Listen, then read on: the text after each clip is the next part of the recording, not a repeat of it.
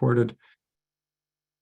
And we'll do a roll call. So Dave? Here. Jessica? Here. I don't see June. Lisa B?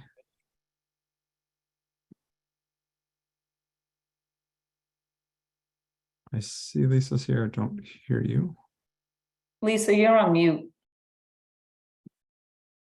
Yeah, it messed up when I left how to leave the other one, and then can you hear me now? Yes, now Can we you can hear see you. me? We cannot Yeah. see you, but we can hear you. So it changed. There we go. Welcome. Welcome. I know, All I'm like looking down, I'm sorry. Lisa B is here. Lisa M? Yes. Randy? Yes. I don't see Susan, and I don't see Tom, and I am here, so that is 6, and that is enough. Our next scheduled meeting of the North Middlesex Regional School Committee will be held at 6 p.m. on Thursday, July 20th. For our agenda this evening, just so I see a handful of people from the public on, we have a brief executive session that we're going to move over to shortly, and then we will come back to this meeting for the remainder of our open session and open business as stated on the agenda. So the committee's, assuming our motion to enter executive session passes, our committee will move over to executive session and then come back when that business is completed. So first up, I will take that motion if someone wants to read the executive session paragraph. I move that the school committee meet in executive session pursuant to MGL Chapter 30A, Section 21A for the following purpose. Purpose 2, to conduct strategy sessions in preparation for negotiations with non-union personnel or to conduct collective bargaining sessions or contract negotiations with non-union personnel, assistant superintendent, and superintendent of schools. In a second. Second. Thank you, Jessica. All right, this is to enter executive session. David? Yep. Jessica? Yes. Lisa B? Yes. Lisa M? Randy? Yes. Yes. And I will vote yes, so that is unanimous. So school committee will now be entering executive session pursuant to MGL Chapter 30A, Section 21A for the following purpose. Purpose 2, to conduct strategy sessions in preparation for negotiations with non-union personnel or to conduct collective bargaining sessions or contract negotiations with non-union personnel, the assistant superintendent and superintendent of schools. The committee, as I said before, will reconvene in an open session back on here. So we will be back shortly. Thanks, everybody.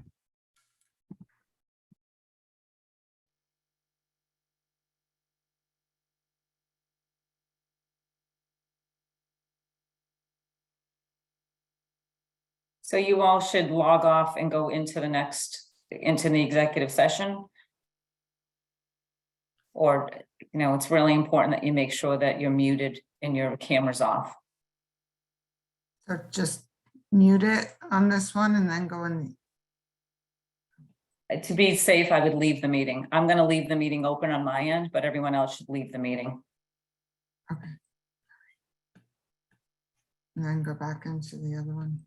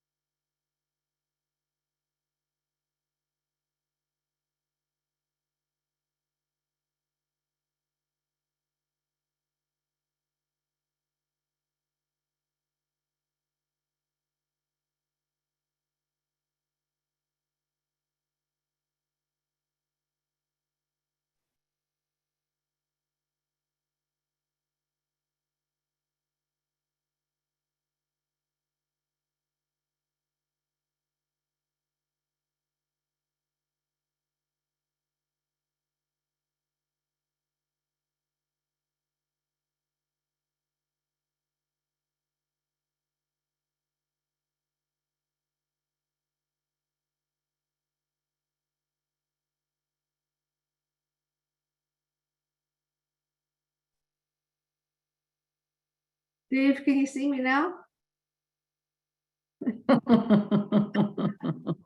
Cooperate. I'm ready to go back to the Google Meet. I Seems to be fixed. think All that's right. everybody, Craig. I think everybody's here. Thank you. All right, so we're back in open session. And moving on to first item under old business is the superintendent evaluation and salary recommendation. So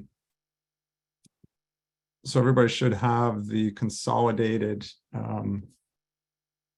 summative evaluation reports that took everybody's input and kind of consolidated it in. A special thanks to Dave Carney, who helps consolidate everything. It takes a lot longer than I'd like it to, so I appreciated the help on that. I do want to go over kind of the process, and I know a couple folks have reached out to help with the explanation, so we can make this an interactive discussion and conversation. But I do want to make sure that we've got accurate information, especially out to the public. There's a lot of misinformation being circulated online, and just want to go over what the process is. So every year, school committees across the state, as required by DESE, follow a very structured process to evaluate the district superintendent. It's a structured process. It's based upon the goals that are set and voted on at the beginning of the school year. Those goals that are set out for the year are lined up with very specific performance indicators that are in the evaluation template. And those goals line up to a subset of those focus indicators. So for those that have looked at the evaluation, there's a number of different areas that are grayed out. Those were not areas of focus for this year, but those are standard focus indicators across the state that DESE puts out in the evaluation template. So it's recommended that there are goals that are tied to a couple of those under each section. Obviously, it's too much to do every single one, so you do a subset of those based on where the greatest needs are in any particular district. Each committee member individually goes off and completes their evaluation, and that's for members that are continuing to serve or have previously served on the committee through that academic year. As folks know, we have elections that occur very late in the school year, and unless members have been on the committee for more than 4 months, I believe it is, then they wouldn't be eligible because they obviously hadn't worked with the superintendent for enough period of time to perform an accurate evaluation. So it's afforded to by a vote to previous members if they were dropping off the committee and had served for more than 4 months, and obviously returning members.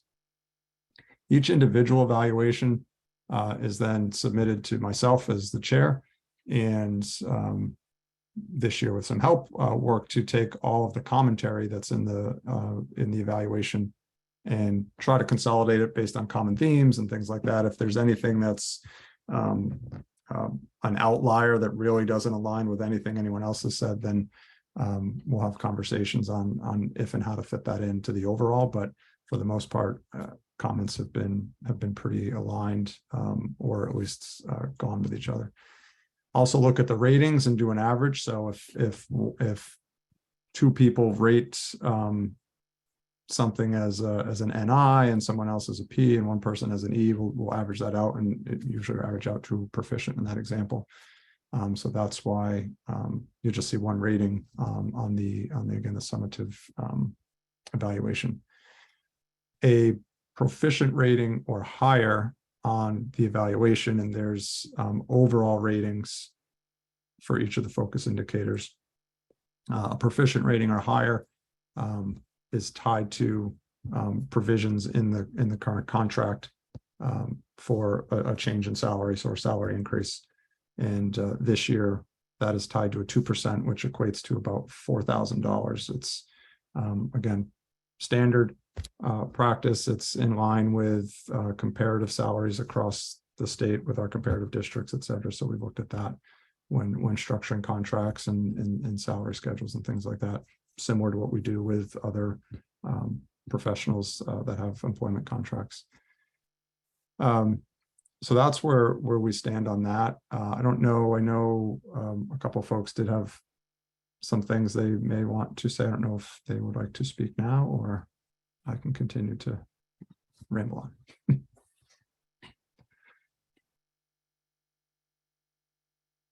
Lisa, M?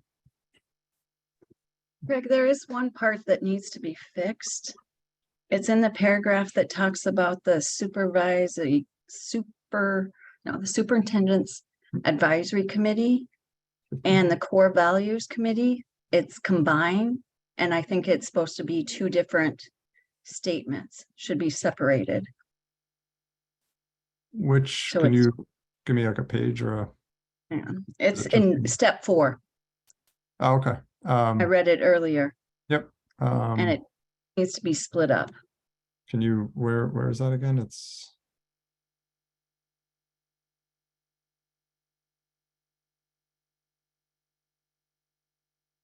Okay, well, is that just a grammatical? No, it will make a difference in how it's read. Okay, Let me, I'm trying to find that in the paragraph and I'm missing. sorry. So in step 4, it says, Superintendent Morgan has also demonstrated an excellent collaborative ability through the development of the Superintendent Advisory Committee. Mhm. And then the next sentence talks about the Core Values Committee. It's 2 different committees that were developed. Okay. Is that correct, Brad? Yes, that's correct. Yes. So either we need to add some more to that or change the sentence and put a space in there.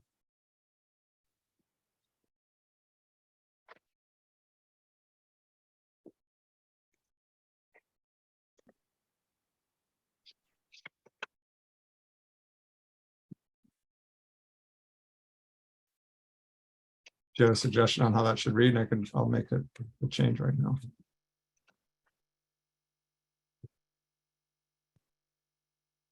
No, I don't, sorry. I was just pointing it out. It's 2 different committees.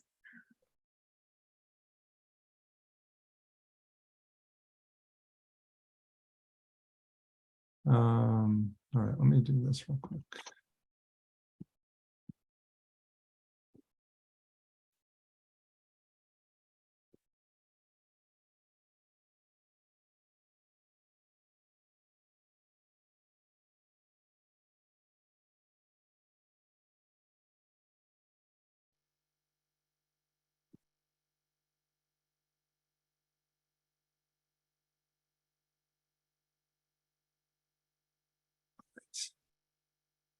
Everybody see this?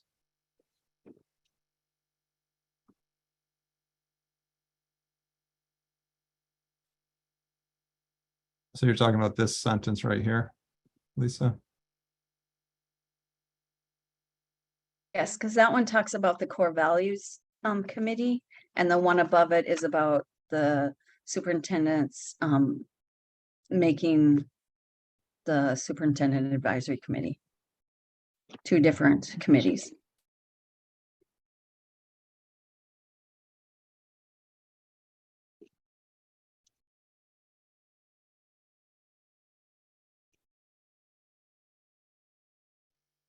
Right, what if we just said he also formed a, what was it called? It was, The core values. Task force, was Task it? force, thank you. Trying to remember what the full name was. Yeah,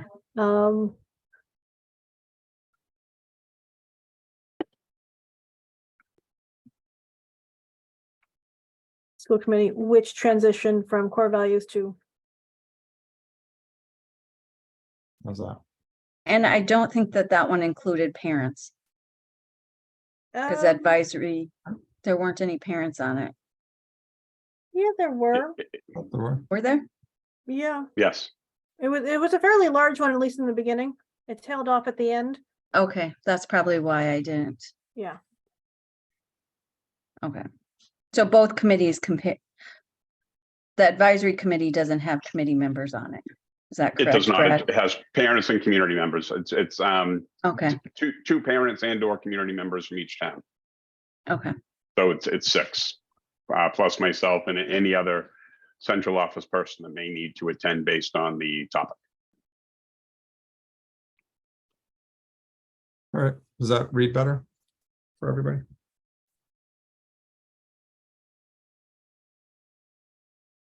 I think so. Mhm. Because the core values task force was his goal. Correct. Correct? That was the Yes. original, yes.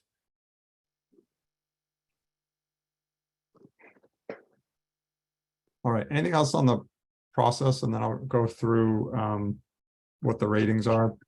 I don't think we've been reading these verbatim since they're in the packet and were posted, but we'll go through just the ratings, see if anybody has any questions, and then we can vote on that. But I don't know if anyone had anything else on the overall process that wanted to be clarified.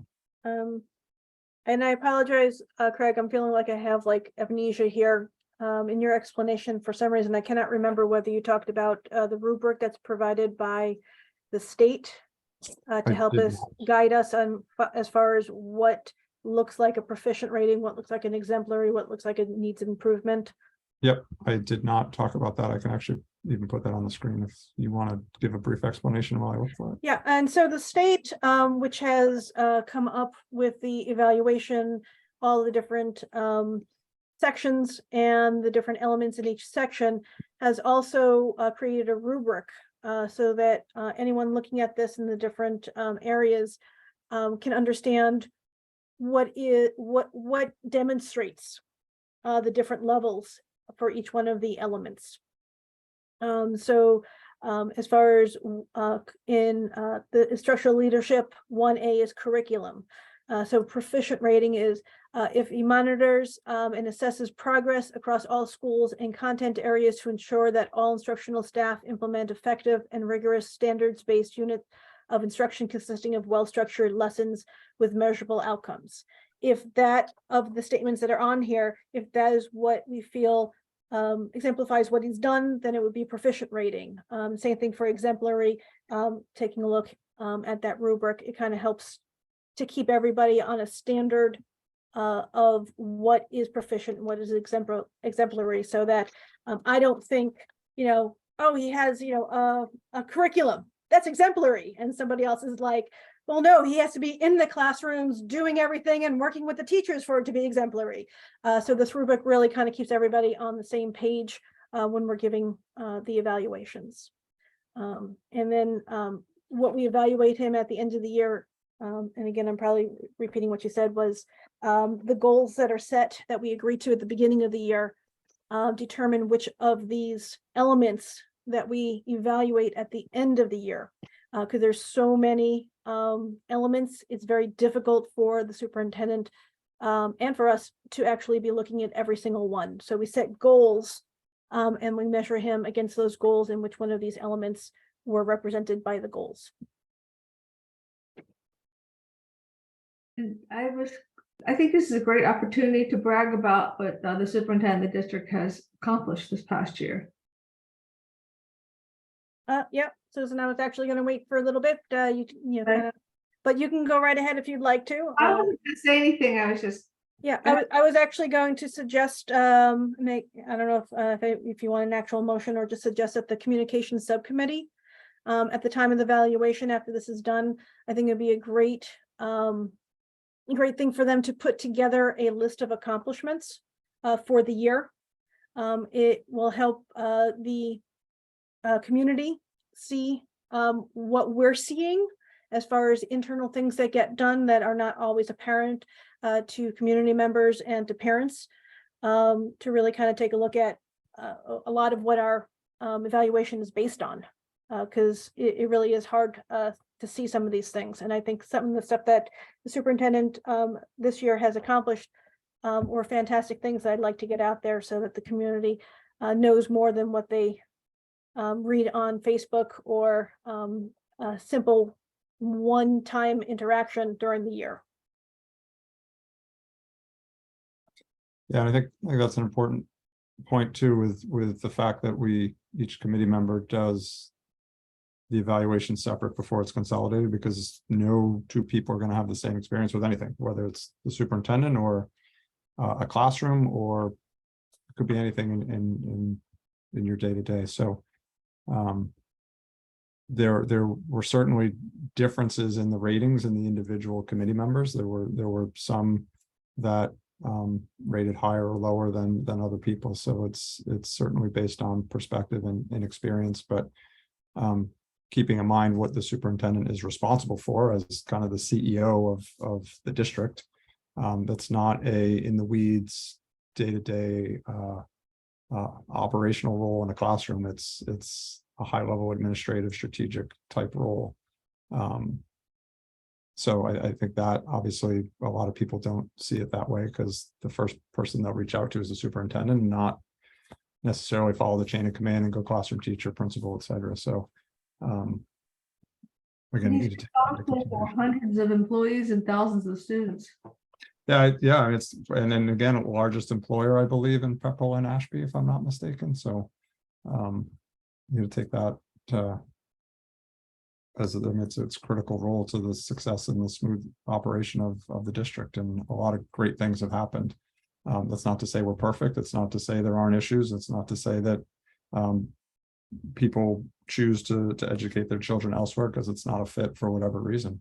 But there's still a lot of good things that go on. And again, I think we need to do a better job showcasing a lot of that stuff.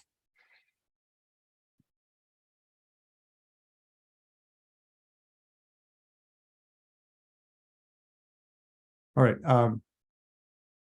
Susan or Rand, did you want to, is there anything specific you wanted to highlight, or do you want me to just go through the ratings? I have nothing in particular at the moment. All right. I think it'll be better in writing from a communications subcommittee. Yep. It'll just put everybody to sleep if we start reading it, you know? Oh, yeah, no, I agree. I mean, everybody on the committee and it was in the posting, so everybody has access to this if they want to read it. So for the professional practice goals, student learning goals, and district improvement goals, again, taking everybody's ratings into consideration, those were all met. We go down to the performance standards. There are 4. So there's instructional leadership, management and operations, family and community engagement, and professional culture. And again, averaging those together, we get a proficient rating for each of those. And that brings the overall rating to a proficient. In each of the superintendent's performance goals, of which there were 3. So there was a district improvement goal about establishing a set of core values. That's what we were just talking about earlier. That was met, again, recognizing that as that group embarked on their work, that there was a bit of a pivot, which again had been communicated. So that was a met. District improvement and student learning goal focused around the equity work and continuing down the multi-year plan that had been outlined a couple of years ago. That was also a met.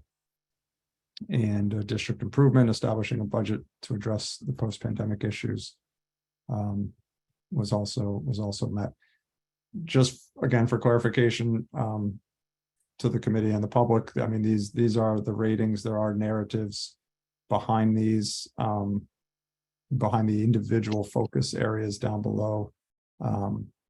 So that's again not to say that there's no room for improvement. There's some comments in here around I think areas that people had highlighted where there's opportunity, and then there's again areas that were excelled at and are celebrated. So both of those will be found down in the narrative section. But the ratings for each of those subsections were all came out to proficient.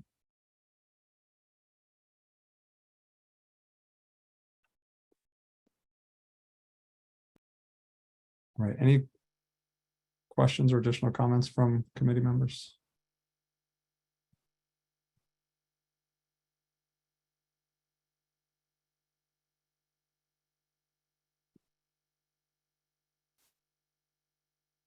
All right. If not, I will take a motion to approve the superintendent's 2022-23 evaluation as presented. Oh, and we should talk about and include the contractual salary increase that is tied to the proficient rating. I don't know if anybody has questions on that before we make that motion.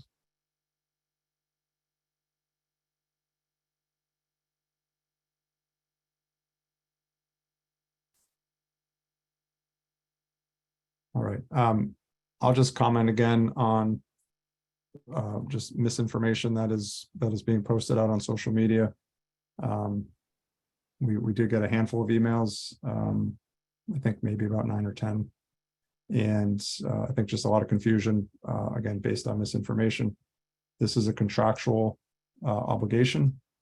It is tied to the performance evaluation that we just reviewed. It's 2%, which is approximately $4,000. So I won't address some of the specific comments here because they are, I think some are inappropriate. Some made good points that we're working to respond to everybody, but it's based on the performance in this evaluation, and I think well deserved. So again, Brad, I appreciate all that you've done. I know not easy. I know it's not been an easy year, and certainly not an easy few years. But I know that you and your team continue to do a good job with the resources that you're provided, and definitely appreciate that. Thank you, and obviously tremendously appreciate the school committee support. And just to be clear, I try to mention it in my self-assessment as often as I possibly can. This is a team effort.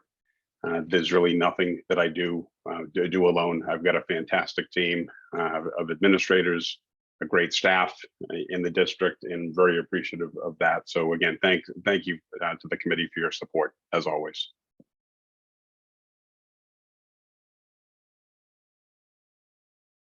All right, if there's no other comments, then I'll take the motion. So moved. Adjourn. All right, Lisa and Susan, any other questions or comments? No, just thank you, Brad and team, as you mentioned. Thank you. Thank you very much. All right, David, Yes. Jessica, Yes. Lisa B.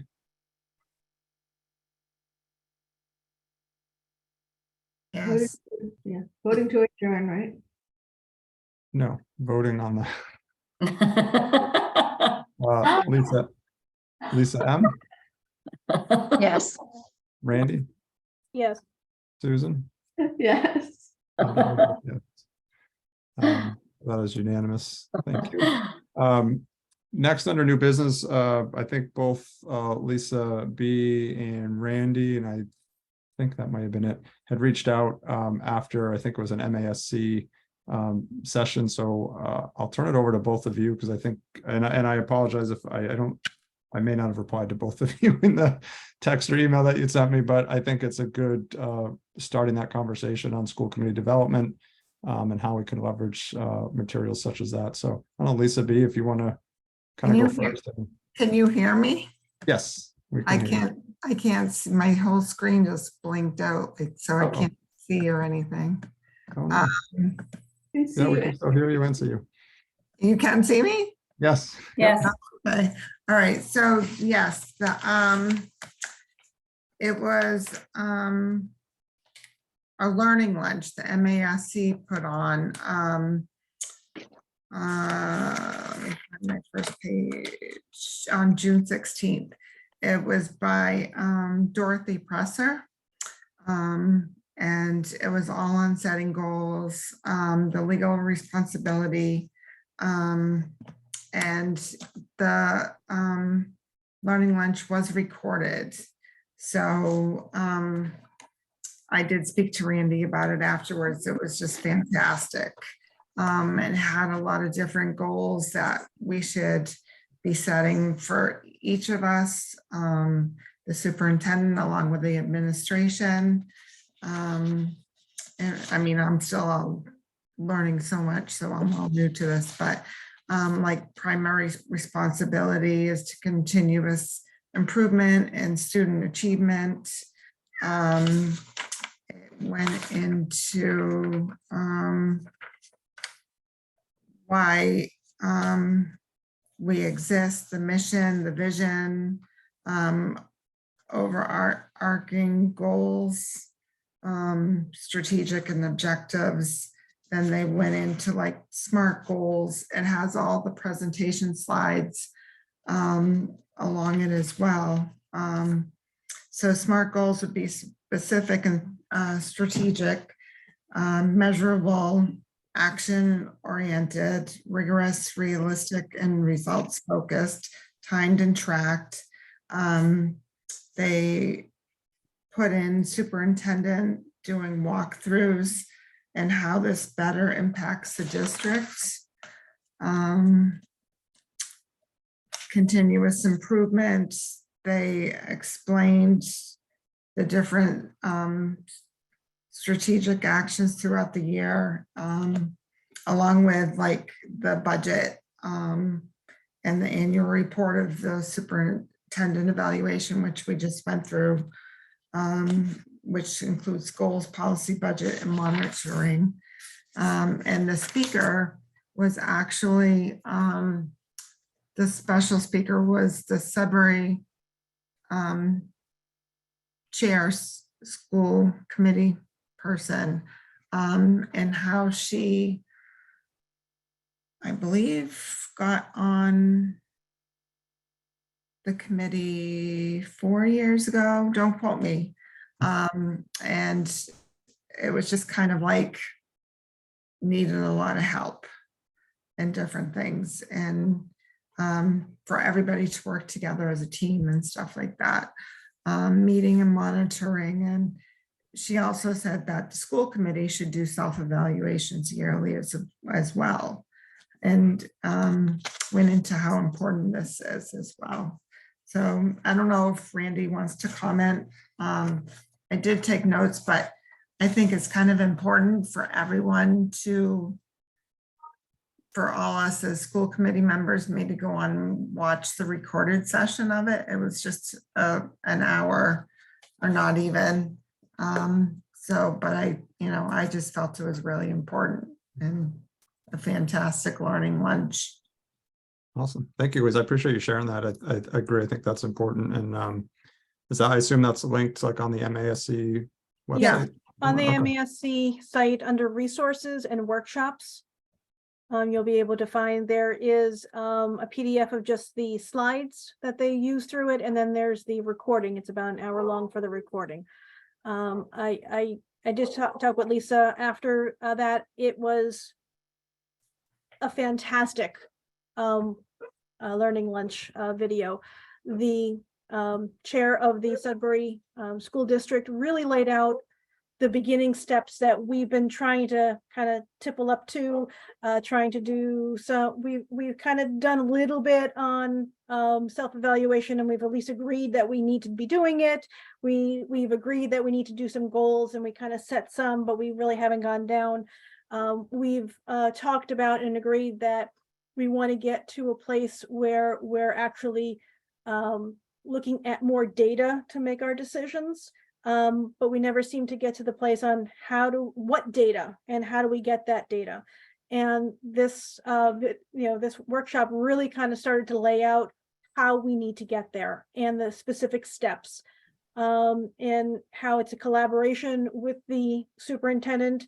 There's actually a lot of collaboration to start. Not that I want to put on work onto the administration, but there is a lot of teaching going on from the administration to the school committee to let us know what assessments are being used, why are they being used, how do we use them, so that the school committee, when we look at them, we're on the same page and can talk about them. So it's going to be a multi-year process to really kind of get fully up to speed, because we can't ask for, 10 workshops with the superintendent to explain all of this to us. So it's a process, choose 1 or 2 things each year to have like one big workshop or 2 at most to start getting the information we need and start going down this road to having this collaborative just relationship with the superintendent and the administration team in order to better the school committee, so that we're just on board and we can actually be helpful to each other. So I really encourage everybody, including Brad, if you want to take a look at it's an hour long.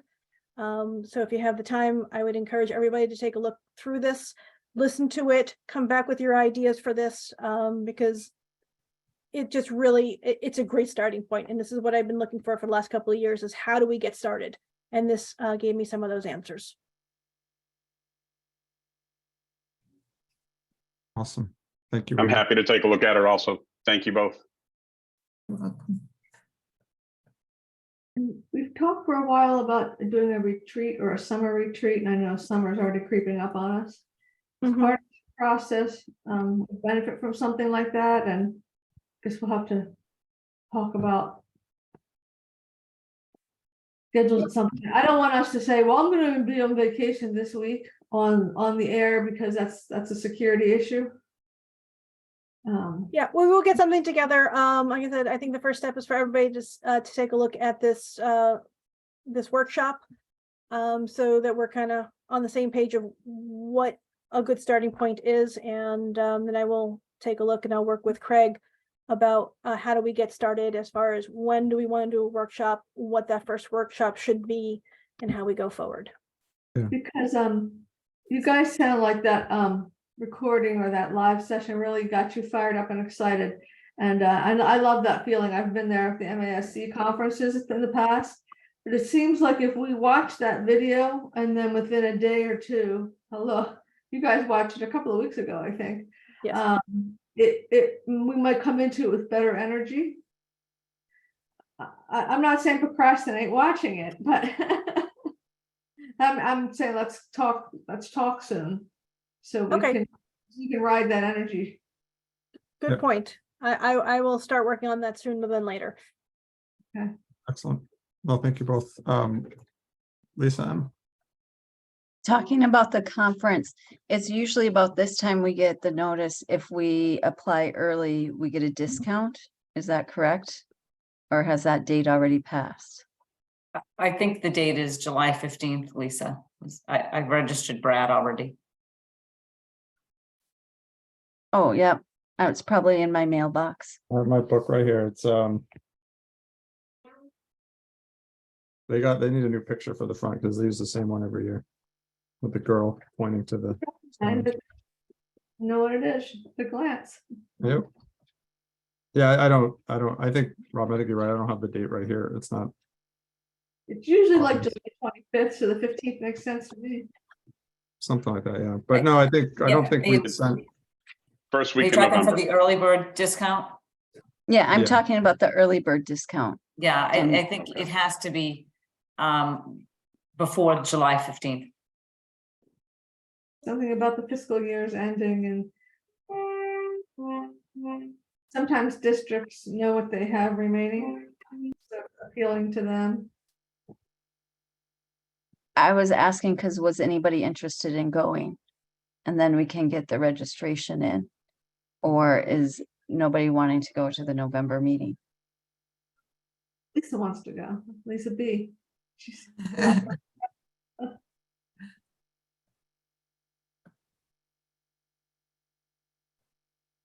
It is a good conference to go to. Yeah, it's fantastic. I need to check my schedule again, but I mean, I thought it was invaluable. There's a whole bunch of different sessions on a whole bunch of different topics from, I mean, you name it, special education, commuting to school versus taking the bus, budgeting, Robert's Rules of Order.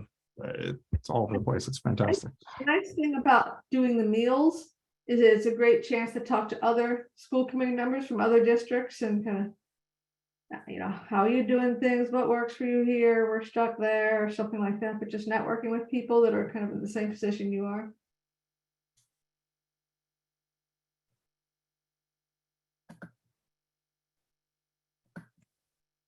I would be interested in going. Does anyone else want to go?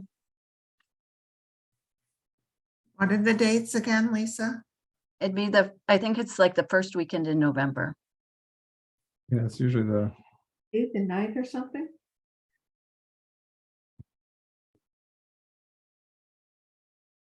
so Yes, the delegate assembly is the 8th, which is a Wednesday. And I think the sessions are the days following that, 8th and 9th or something like that. 8th Wednesday. and 9th. Yeah, The Yes. 10th, the Saturday morning is usually extremely limited sessions. I don't think they're going into Saturday this year, if I remember correctly. I think it's just Sometimes it's Wednesday, custom- Thursday, Friday. They do a charge the course on Saturday morning. Yeah, it's not going into Saturday because it's Veterans Day. Oh, Oh, Okay. so it's during the week. Yep. As if volunteering wasn't hard enough. Yes, they make it during the week. it's something you have to do right this second, but, or volunteer for right this second, but it's more of an awareness, I would think, of what's Yeah. happening. But we do need to get organized, but we still have the less expensive rates. So, you know, I guess maybe let Robin and Lisa M know within the next week or so. Does that make sense? If you're interested in attending? I guess if you're not interested too, might as well share that so no one follows up just to make sure.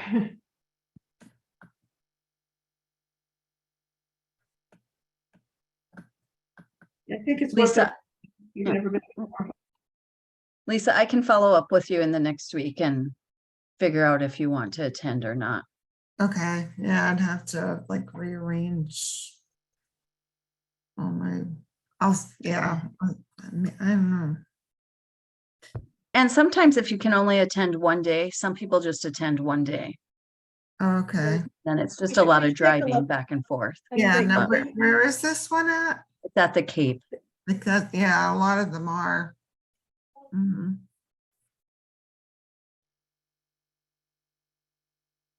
The delegate assemblies on Wednesday and Saturday's Veterans Day. It's probably Thursday, Friday are the highlights of.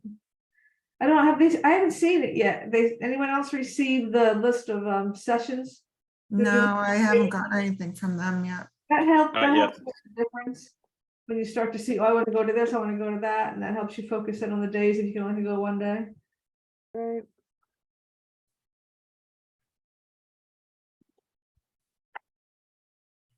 Yeah, usually they have that out.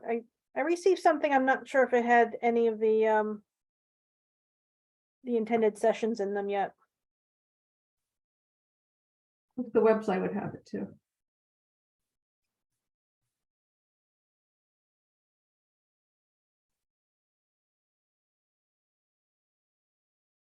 All right, anything else on the development? Greg? conference?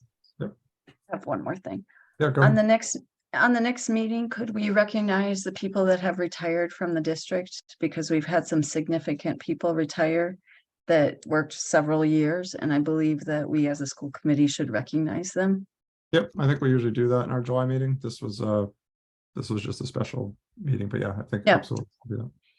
So I just want to make sure it gets on the next agenda. I will note that. Thank you. I'll Um, add it. And I just actually requested the list from Anne Marie so we can put it on the Facebook page. So I'll add it. Awesome.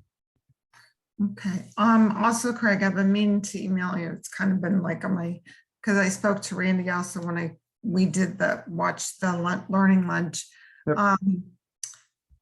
I reached out to Glenn at the MASC about charting the course, because a lot of the courses like through the summer up to September were down at the Cape and stuff. And so he told me to reach out to Brad to see if we could maybe get other superintendents of other new school committee members in the area and put together our own meeting close by. So Brad contacted Glenn. I have the emails. I was going to send them to you. So maybe I can do that and have that talked about at the next meeting, because Glenn told Brad that maybe you could set up something that we could meet before a meeting to make it closer and more condensed for me also. But then Randy suggested that if I wanted to go to one down the Cape, that should be into that she would agree to put in motion, like to pay for one night Yeah. hotels. So I could, because they all start so early in the morning. Right.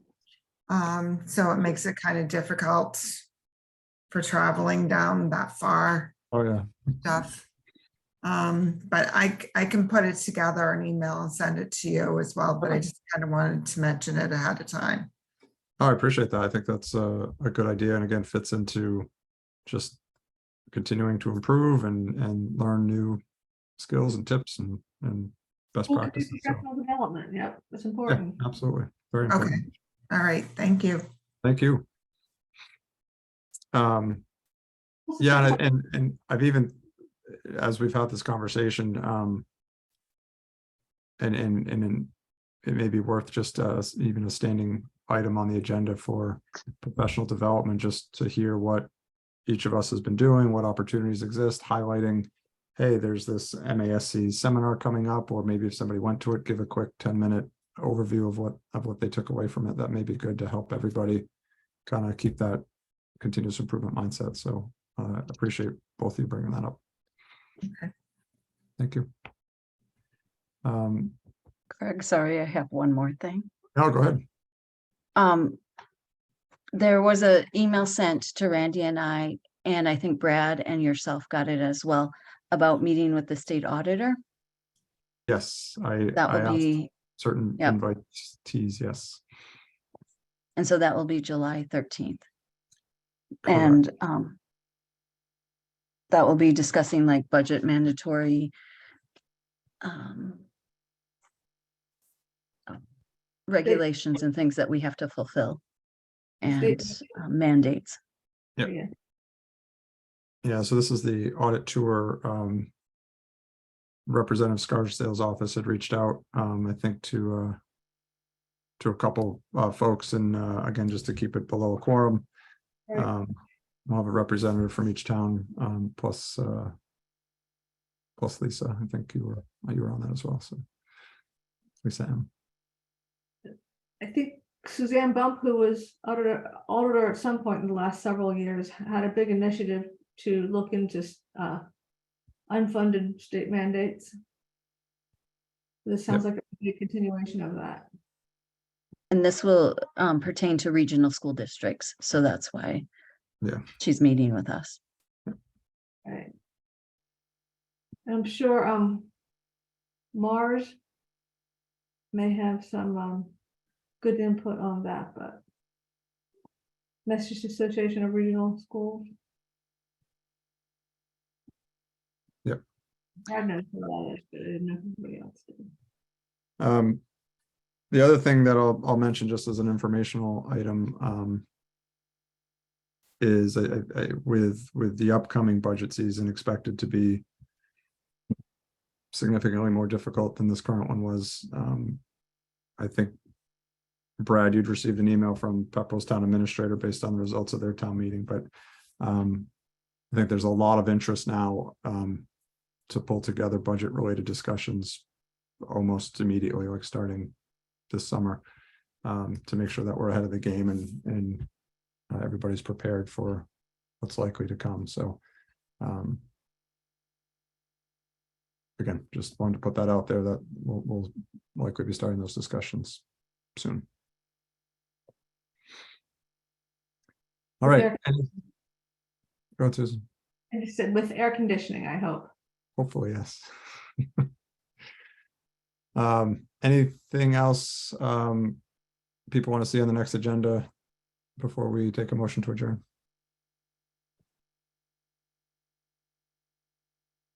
All right. Motion to adjourn. Second. All right, Lisa, Randy, Dave, Yes. Jessica, Yes. Lisa B, Yes. Lisa M, Yes. Randy, Yes. Susan. Yes. I'll vote yes, we're adjourned. Thank you, everybody. Appreciate you. Thanks, everyone. Have a good night. For this meeting. Again. Thanks.